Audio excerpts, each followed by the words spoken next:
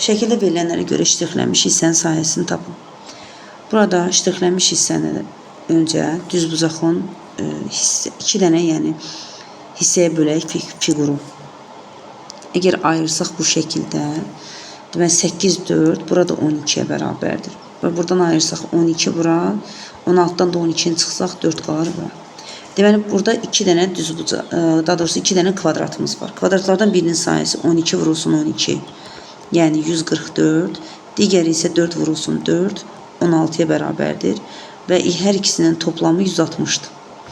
Ümumi sahə 160-dır fiqurda. Digər tərəfdən, burada 2 dənə düzbucaqlı üçbucağımız var. Biri budur, bir də budur. Düzbucaqlı üçbucağın sahəsi isə onun katetlərinin hasilinin yarısıdır. Yəni 12 vur 12 bölünsün 2, 72 eləyir. Digəri isə 16 vurulsun 4 bölünsün 2, bu da eləyəcək 32. Deməli, ümumi sahə olacaq 72 ilə 32-nin cəmi 104. 160-dan da çıxsaq 104-ü 56 alınır. Deməli, ştrixlənmiş hissənin sahəsi 56-ya bərabərdir.